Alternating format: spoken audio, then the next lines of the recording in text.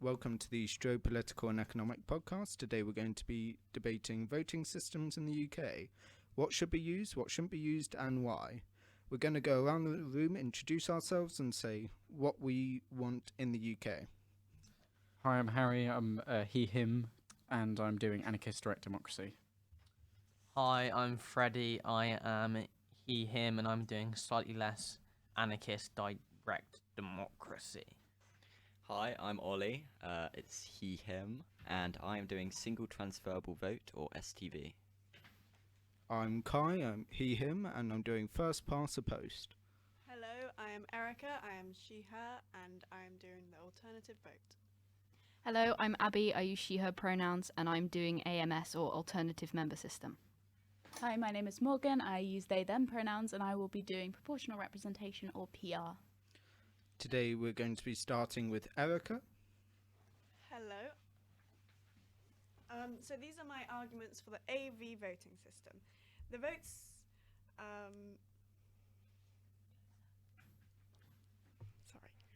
Right, so the AV voting system is more democratic than the first past the post system that is currently in use. At the moment, MPs are having power with less than 50% of the vote. This is just simply undemocratic and it undermines the electorate. That is the main vital reason why the AV vote would be so good. The Lib Dems pushed for this vote. It has popularity within in the Commons and in the Lords, arguably, and it means that candidates have to really, really work hard for the votes. At the moment, there are lots of safe seats. This doesn't eradicate safe seats, but it makes safe seats not so much of an issue, if that makes sense. And now we will be going to rebuttals. And we'll go to Morgan first. So hi, I am debating on the side of proportional representation, and I guess the first point I would bring up would... Right, hold on, right, just edit this out. What we're doing is so Erika will explain what she wants to do. And then I rebut. Then we're just doing rebuttals. Oh, right.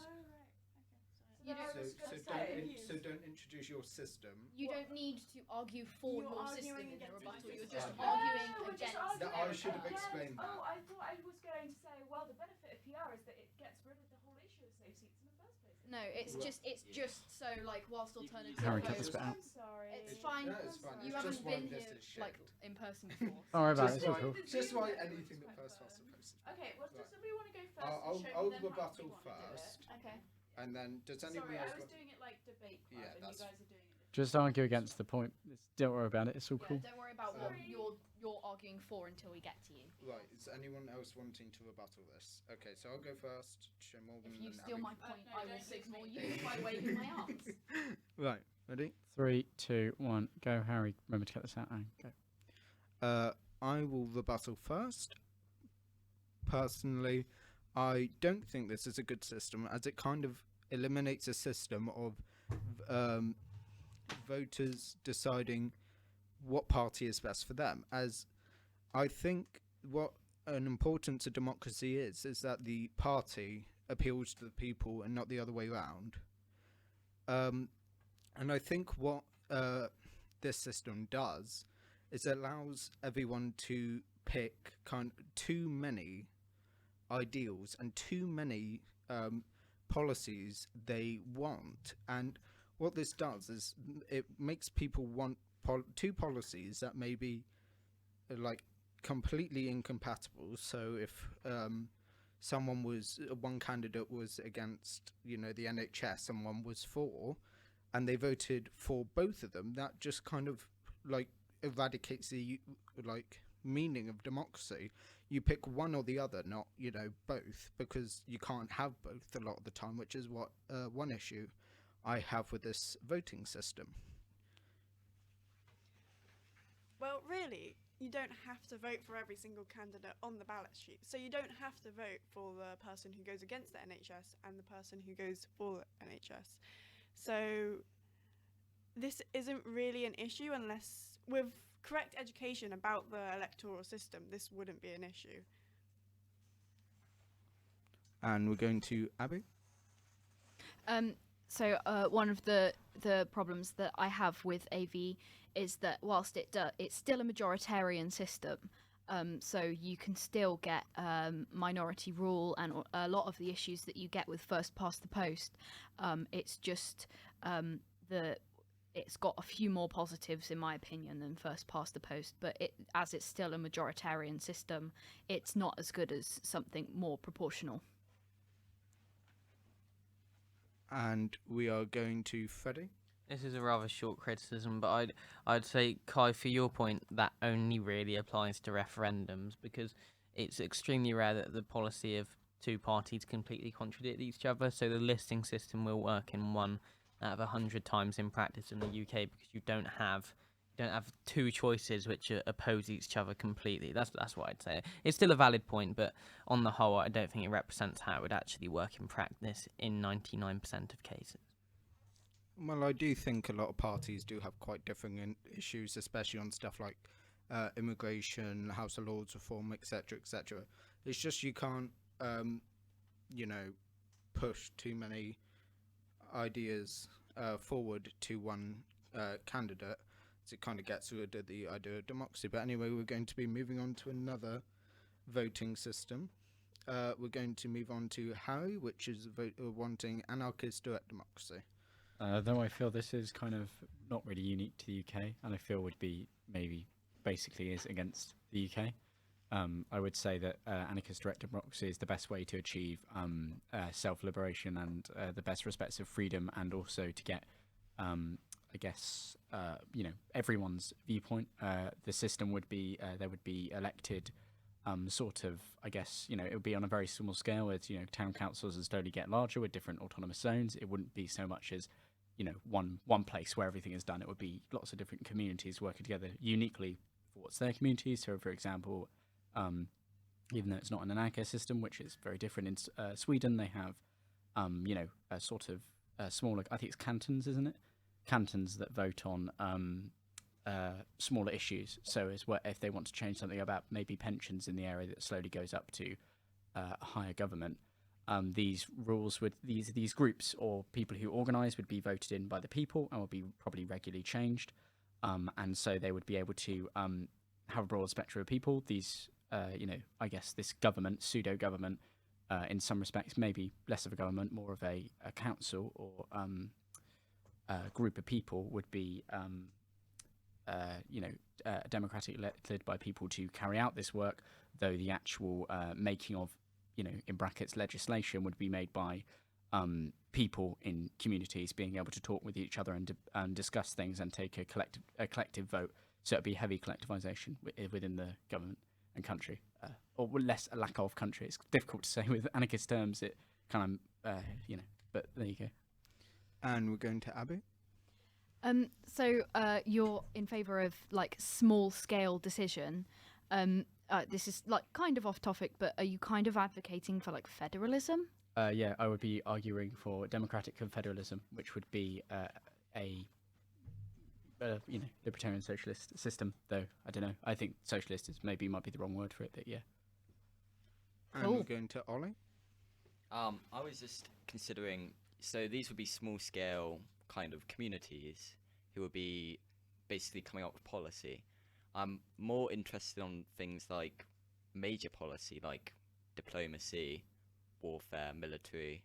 Like, would we have militaries or diplomacy between these groups, or would it be organised on a more national level, like in Switzerland? I guess there would be somewhat of a, to speak on stuff like military, usually anarchists would argue for the lack of a military. And I'd say I would probably argue for the lack of a military, though I do believe, obviously, I'm not someone who believes that the world is full of lovely people who will never do anything wrong. But I guess it really, depends on the system. But I think with stuff like on a national level or whatever, I think it's difficult to say because with larger policies, could you? I know, like for example, what did you say? Sorry. Well, it could include like things like foreign policy or military, or it could be something more large scale, like tariffs or something like that. Well, I'm not really sure on things like tariffs, to be honest. I'm like it's quite I maybe wouldn't know so much. But in terms of stuff like diplomacy between other nations, usually probably you'd have, as I said, a group of people, maybe on a smaller scale, who bring what they would like to bring forward. It's sort of this system of picking and choosing, so at least everyone is represented, but almost as in places like Switzerland, for example, if, I don't know, the autonomous region of Somerset wanted to make a thing with someone else or whatever, with, the autonomous East Anglia, there would probably be some sort of democratic system to choose to speak to the other, autonomous zone. It's difficult to say because we've never really seen much of anarchist national, we haven't really seen anarchist diplomacy, and maybe the only real anarchists, we didn't even see it in stuff like the Spanish Civil War, so it's quite difficult, and I really would not know exactly how to answer, but yeah. One of my main issues with this system would be that you're literally just building a government. What you're describing is exactly what basically what the US is. These small cantons are basically states, and they all elect. But the difference is with stuff like with a place like the US or cantons is these people actually hold some sort of power, and in this place it's almost like, so for example, someone could choose to make an executive decision, put forward something that they wish to put forward, and they would just do it because they're in charge. But with an anarchist system, there wouldn't really be, the government would be, it wouldn't even be, not government, in a sort of a council, there wouldn't really be there wouldn't really be a leader. It would just be people who choose to represent everyone else. So state legislators, because essentially you're just wanting federalism and devolution. But I don't know. I guess get Freddy if you want to argue against this. I don't know. I'm not an anarchist, so maybe I may commit loads of ideological sins in saying this. But the difference between the US system and the system which I expect Harry proposes is that in the US system, people are elected, but then they're represented. In the system of direct democracy, every decision that they make is conducted according to the general consensus regarding, and this general consensus is decided on another vote. It's just, I would say you do it through it on a global, on a national, on a federal scale, you do it through referendums. And I don't think this would be perfect, and I don't think you could do it for everything because there's just too many laws that are passed every day. But for big things, you could have a referendum every week. Why not? And for slightly smaller things, you could have representatives, of course, from much smaller autonomous areas, which therefore produced an all-encompassing view of an all-encompassing account of the views of the people in a country. That's how I would run the place. And we're going to Ollie. I'm wondering actually, in terms of things like voter turnout, because in Switzerland it's relatively low considering they have so many elections, and there's a problem in the US with something called democratic overload, I think, where voters feel kind of suffocated by the fact they have to vote so much. Do you not think that with such low turnouts that could be a problem? Freddy, do you want to? I guess you could take this down. Well, if you want to. statistically, during every big US bill that's passed, 100 senators and 435 congressmen will vote on it. Okay, so what's that? 535 over 325 million? Even if the voter turnout was incredibly low in a country like America, and if it was proportional to Switzerland, it would still be millions and millions on every single mini referendum. Even if the voter turnout was very low, it would be a major improvement in terms of democracy retaining. It would be much more democratic overall because more than 535 people would vote on things. And we're going to Morgan. So I guess my question was, where'd you find the time? How are these, on a more practical scale, I guess, how are the votes going to be organised? Because we're not talking about whatever idea of society that we think would be great, but we're talking more practically in modern Britain. How would we fit this in? Are you talking about doing this over the phone? Is everybody going to have to go to their local post office or school? How are you going to organise this system, the practicality of it? Well, for example, I think the easiest thing for me to explain this would be to use a real world example in an anarchist country that obviously we don't have, that would I would believe we could not obviously now, maybe possibly transfer it to the UK, but in places like revolutionary Catalonia, government systems were used to not government systems, groups. You would have maybe something like a small town choosing to collectivize. But we're talking about very small communities here comparative to a nation. Well, no, this is my point, is they were these small communities that would choose to either, a town would... So with ideas like the NHS, how would that exist? Well, I Would don't... it be completely isolated to regions? Well, the thing is it's just a whole other system. It's sort of like you can't... I wouldn't say that... So it's not able to integrate into modern Britain?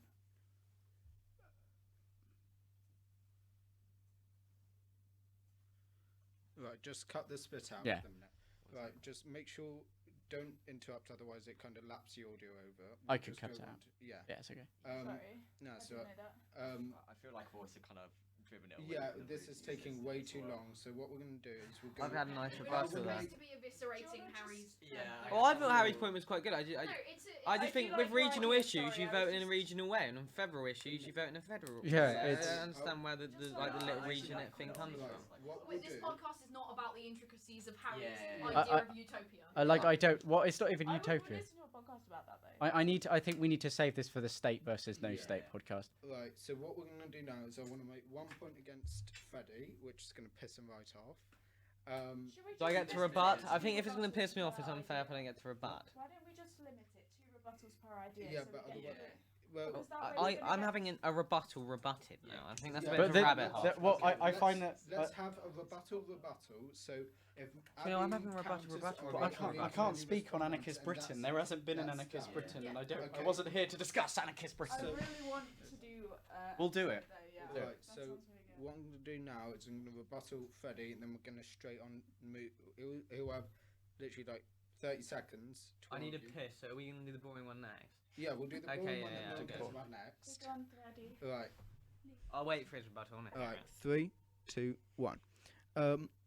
Anyway, carrying on with direct democracy, one thing that I mainly want to argue against it, and I know you're going to agree with us in some form, Freddy, is that the issue with having a referendum a week is you're going to have quite extremist turnout, because those are going to be the people who want to vote in every referendum. And what you're essentially saying is you want a Brexit every week. And I know you hate Brexit. And the thing is when we get a vote every week on something, you're going to have such polarizing media and only really extremists who actually care about this turning it out. You're going to have a Brexit a week. It's going to be chaos in government. I think the thing I'm slightly confused about is just because a certain system of election led to, in my view, unfavourable ramifications doesn't mean I necessarily dismiss it. For example, democracy led to Tories being voted into power quite a few times. I don't hate democracy as a result of it and advocate for a left-wing totalitarian state. So I think it's just it isn't. I think the point is quite well structured, but I think it's not a fair one because just because something leads to an eventuality which I think's pernicious doesn't mean that all in all it's a bad thing. Anyway, we're going to be moving on to Ollie with single STV. Hello. I will be doing STV, which is single transferable vote. Single transferable vote is essentially an alternative to alternative vote, wherein a constituency elects multiple members to a constituency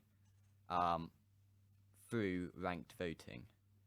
The purpose of the system is to ensure a large amount of proportionality, whilst also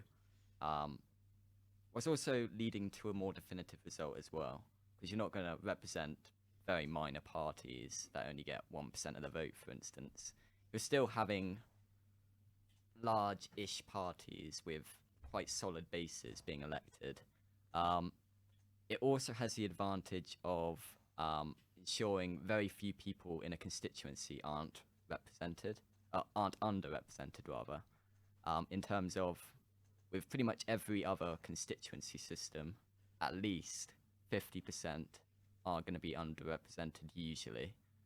This is because you usually elect only one person per constituency. So the advantage of electing multiple people is that, well, you can represent more people. So if I elect both the Conservatives and Labour, a lot of people in that constituency are going to be happy. That way, you kind of, it gets rid of the need to tactically vote. It gets rid of wasted votes.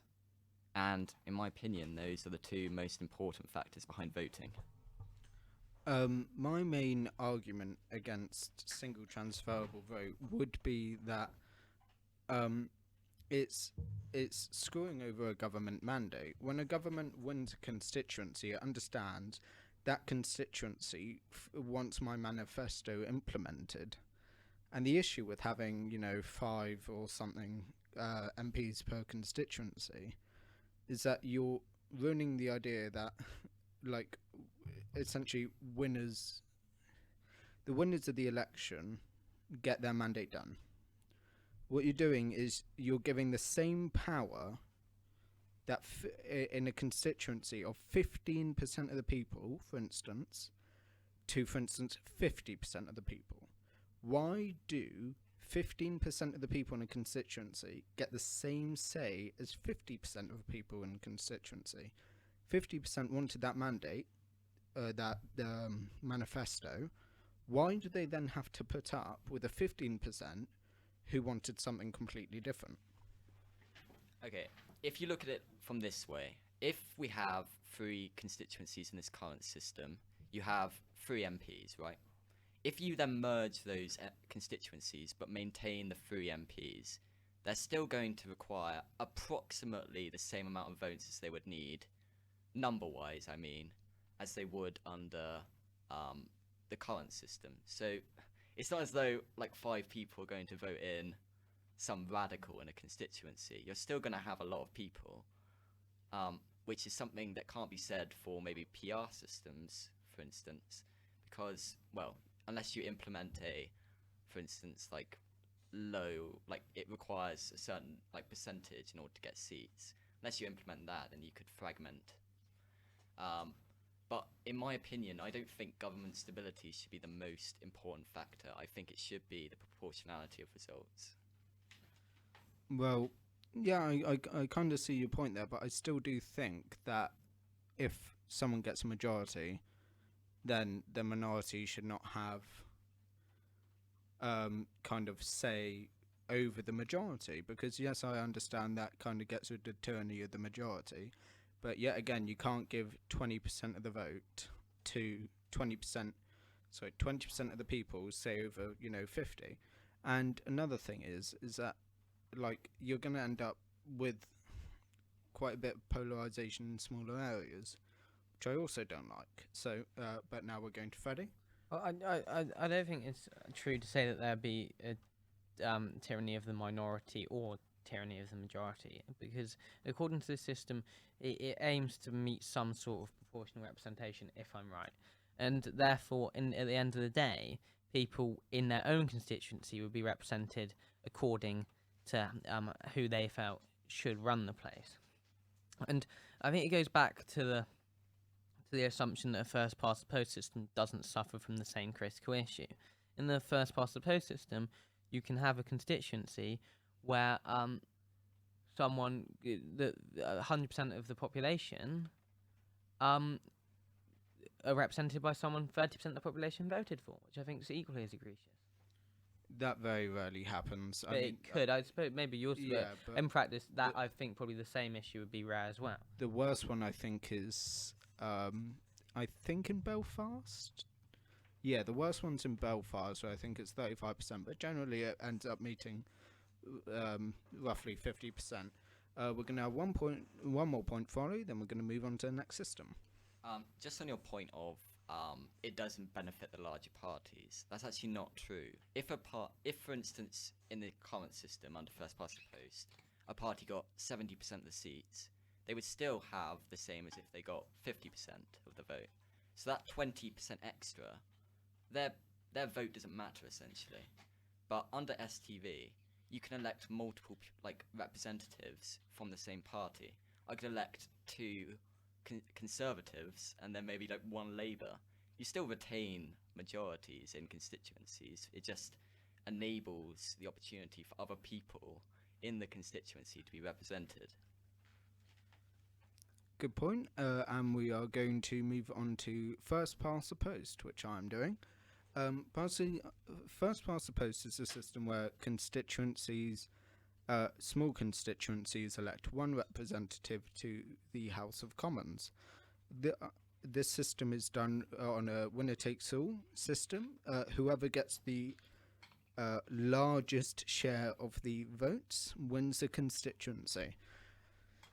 I think this is quite crucial for democracy, because I think that it allows issues to be voted on in smaller areas, because if you have, for instance, a Labour Party a Conservative Party, sorry, who wants to bring in a form of austerity by cutting all, farming subsidies, you're going to end up having a constituency that's primarily agriculture, and they, under this system, unlike stuff like PR, are going to vote in someone who opposes that idea, which is crucial for democracy, because you want to be represented by a specific person who values your ideals, which I think is very, very crucial, which also builds a link between the people and the government, because when you have systems like PR, you don't have that link.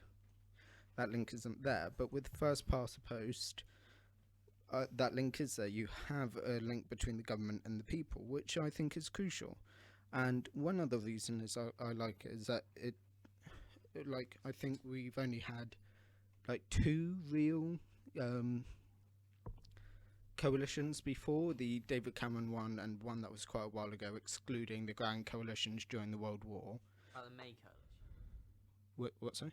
Theresa May coalition. Yeah, May, and that arguably wasn't a coalition because it was just a confidence, supply of confidence thing. Anyway, I think it's really crucial, especially for as polarised a country as the UK, that we do not rely on government coalitions, especially that with what's going on in Sweden. Anyway, we're going to Morgan. Hi, so going back to your first point, I guess I wanted to bring up, you mentioned how it enforces and secures democracy, but we have seen, especially in recent years, the rise of radical right-wing groups that have been elected into power.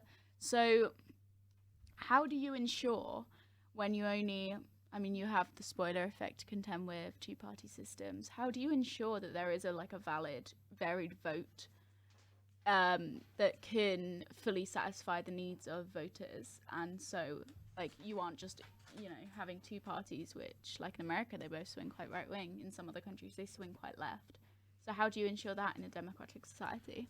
I think First Past the Post actually does really well at this, because First Past the Post arguably pulls parties away from the extremes, because we have very, very centrist conservatives such as Rishi Sunak, and then we have quite right-wing conservatives such as Priti Patel, and I think the counterbalance of large big tent parties, using the US term, is actually very, very important for stopping extremes. I know it hasn't happened necessarily with Trump, but I think that's because their Overton window is far, far further right than ours. And since we're talking mainly about the UK, I think in the UK this works, because we've got people like Starmer that are ensuring Labour pulled, not exactly to the centre, because that isn't plurocratic, but centre left. While you have people like Corbyn pulling the party to the far left. And I think this is really, really important, because a balanced party will always stop extremists. And the far-right groups are never going to be able to implement extremely far-right policies, sometimes with stuff like, ending democracy. That's not going to happen, because you're going to face massive rebellion So I do think first past the post kind of deals with that issue, as there are lefts and rights in the party. Anyway, we are going to Freddy. My point actually was quite quickly made redundant because you actually expressed it, but I'll make a new one. First of all, I'd like to state that Khai probably has a more difficult job than anyone else because we all develop I think we have a greater propensity for developing antipathies for an incumbent system rather than an absent or theoretical one. So I'd like to first apologise for the amount of bullying that you're going to receive. It happens in politics all the time. However, I'd say my main problem with the first past the post system is people 10% of the population can quite vehemently support a party and it gains one seat in the House of Commons. I think that the most important goal of democracy, or the intrinsic purpose of a democracy, is to, through policy and through elected officials, to represent the views of the general population. However, this just doesn't take place in a first past the post system. Like the Green Party, one seat, 10% of the vote. Well, the thing is it kind of does it better than some systems. When you have PR, which is the most representative system there is, what happens is I'd say direct democracy. But you know what I mean. In a representative system, is that nothing gets done. You have Sweden, that's government collapsed in 7 hours. Going in on Sweden. I do like the Swedish, but their government collapsed in 7 hours as a record time. I don't think anyone can beat that time. And I think the issue is that when you have too much democracy, you end up getting these fringes which won't work with anyone. The centre and the left won't work in Sweden. The far right won't work with anyone. And what first past the post does is it actually gets things done. Because I prefer that things still get done. There's still checks and balances with the House of Lords and the Supreme Court, but it actually gets legislation passed, which for some systems is not true. So I think the only real way to represent people is to actually get the policy they want passed, not, lodged in government for 40 years until the government collapses. Anyway, we are going to Abby. Basically, Khai, you talk about how the centre ground is the best place to be in order to get things done. But we can see, especially in like the 2010 elections, that with both the Labour Party and the Conservative Party moving closer and closer to the centre, you get ideological convergence where people can no longer tell the difference between the policies of the party. And surely that's a negative because it gives neither party defining features that will entice people to vote for them one over the other. And first past the post is incredibly vulnerable to this particular flaw. Well, yes, that is a good point. I agree, voting participation is crucial, and it never won't be crucial. But you have to balance it. You either get a bunch of far right, far left parties, and that make coalitions impossible, or you get a centre left or a centre right or a centrist party that won't end democracy or abolish currency or something, and you still get things done.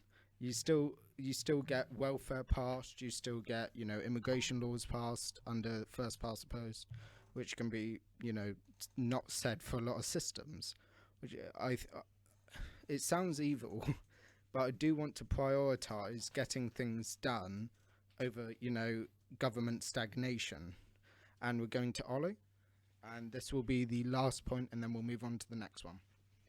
Sort of in defense of Avi's system here, I would say that your point on kind of the left and like largely more radical left and right parties, they won't work with each other.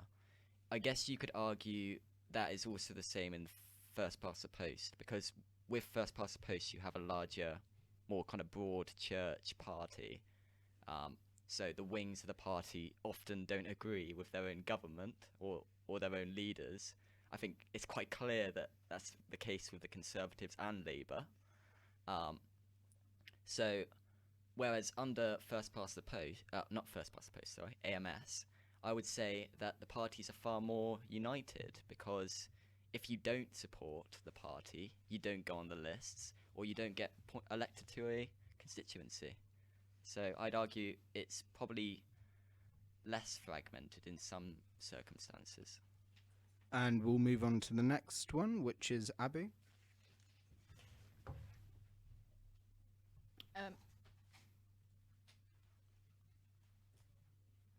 So I am representing AMS, or Alternative Member System, and basically this is a combination of a majoritarian and a proportional system. So it's half first past the post and half proportional representation, and it's used in places like New Zealand, and their coalitions don't tend to collapse in 7 hours. So basically the premise is every constituency, you have the constituencies like you normally would, and each constituency elects an MP. But then you also have nationwide non-constituency elections that are counted under proportional representation, and the proportion of this the proportions of the vote across the country are used to then fill out the remaining seats from the half that are constituency MPs to more accurately represent the proportions of the vote that went to different parties. So if you it should end up like if you've got 51% and then 24%, and then it sort of rounds up to be as close as possible to total proportional representation, whilst also containing that constituency parliament link. And we're going to Ollie. I suppose my big grudge against AMS is not necessarily its proportionality. I'm quite favourable towards that. The issue would be, whilst it does have constituency MPs, I think that the fact that there's two different types of MPs in terms of those elected by the lists and those elected by constituencies, I think that does pose problems in terms of which MPs you would consider to be more proportional or more important. For instance, do you consider the people who have been directly elected as most important? Do they deserve to have the spotlight more? Would it be wrong for the other group of MPs to then vote against proposals that might be more considered towards constituency parties? It kind of causes more division, I think. I mean, I think it can kind of cause division in the way that, like, devolution causes division. So if you were voting on something that is specifically going to affect a particular area or constituency, then yes, the people elected proportionally, they don't get no vote, but their influence is going to be less because just by the nature of the system itself, they have less influence because they don't have a constituency. It's sort of the same argument of should there be a devolved English Parliament, and because Scottish MPs can vote on things that only affect England, but we can't vote in their Holyrood. But whilst I think it can cause division, I don't think it's something that is detrimental to fatally harmful to the system overall. And we're going to Morgan. Hi, so I guess my question would be, how will you convince an electorate? Because obviously it's quite a complex system, and I mean, even explaining it it sounds quite complex. So how would an everyday person be convinced that AMS is correct for them? You get 2 votes. You get 1 vote for the person you want to represent your constituency, and the other one you vote for the party you want. It's when explaining it overall, it sounds quite complicated, but to be honest, I don't think it's that complicated to explain in layperson's terms. You just say, vote for the person you want, vote for the party you want. You can do both. One main issue I have with this system, and I don't mind it too much, is that it kind of partially removes accountability for those who are not representing constituencies. first past the post allows you to remove someone who's done something bad or voted against something you really hate. But when they're someone from the party, that's the party's choice, and I see quite an issue with that, because I know that they'll still get removed if they commit a crime or something, and but it just removes the sort of ability, because it's the party's choice who gets those national seats, and I think that's a bit of an issue, because if they go against the general populace's wishes, or if for instance, a Labour Party does something that the average Labour voter hates, there's no way for them to remove them. And we're going to Ollie. Just a counterpoint to that, again coming to the defence of Abby here, in her system rather. I think whilst you can't, as a constituency, well, for someone who lives in a constituency, obviously it would be more personal to you to be able to remove it, but with lists, it doesn't remove accountability completely, because if you have a candidate who is despised, the party is likely going to remove that candidate from the list, either in the future or expel them from the party. And in some AMS systems, they actually allow it, so if you remove a list MP, they replace the MP with someone from that party on the list before. So actually, it does have less accountability, I would argue, but I don't think it has no accountability. And we're going to Abby. The part of my thinking is that there is also more than one way to hold someone accountable. So the media, if someone has, involved in a sleaze scandal, the media can find out about that and report it, which can, and it's the job of the government in a democracy to listen to the will of the people. It's literally like rule of the people. So it's if someone is a national MP is outed for doing something wrong, if you have enough public outcry, then even if the government don't want to remove them really, and I'm expecting that they will because they're obviously upstanding people, then with enough public pressure, they should be removed anyway, because it's just another form of accountability. Well, if it's the party leader, let's say Starmer, he's argued. Alright, we'll edit that bit out, I think. You're just giving Harry more work there. I think you pissed him right off. Sorry, Harry. Right, 3. I'm really sorry. 3, 2, 1. Fuck, what point was that? Party leaders. Oh, right, 3, 2, 1. So I think if the party leader, let's take Starmer, he's arguably not disliked by much of the Labour electorate. The thing is he's not exactly going to get removed, is he? But his constituents, if he's a national MP, he could get removed. No, he could not get removed. Whereas in a constituency, like is happening to Boris Johnson, his constituency is quite, hotly contested, and which is interesting. So, and as you know, the PM is expected to resign if they lose their seat. I think you kind of withdraw that a little bit if the PM is a national MP. I mean, as literally a member of the Labour Party who could vote, or who will be able to vote in Labour leadership elections, if you still got, elected party leaders, whether they are a national MP or a constituency MP. So as members of the party, if Keir Starmer were to do something wrong, I would vote him out. And the same would be for a national MP in an AMS system. It doesn't eliminate the accountability of the party members on the leader. And we'll be going on to our final system done by Morgan. Hi, so I am doing proportional representation. And basically the idea of this system is that everybody gets a vote, and the votes then go towards a selection of members of parliament, and there are a couple different ways of doing PR.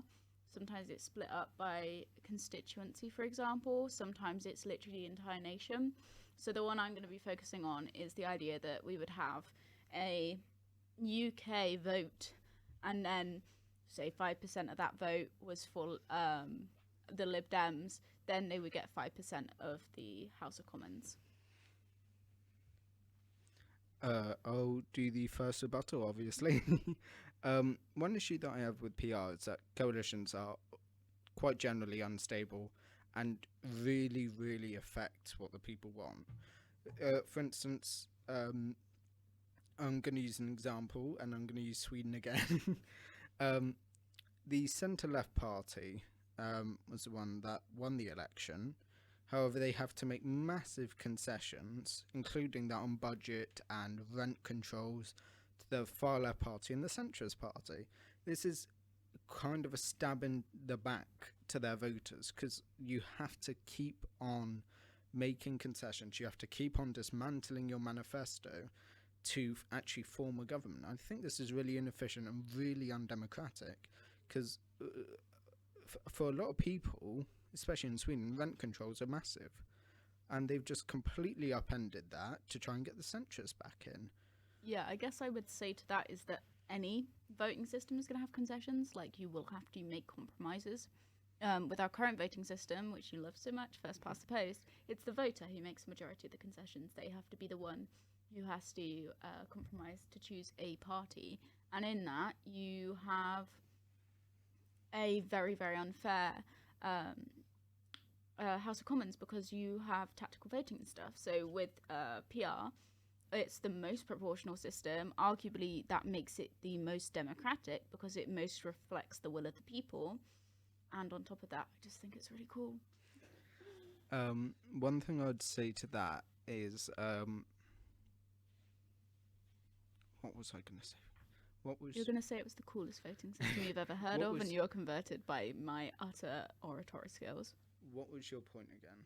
How you did this? That everybody makes concessions. Oh, yeah, right. I did this out, Hans. Right, 3, 2, 1.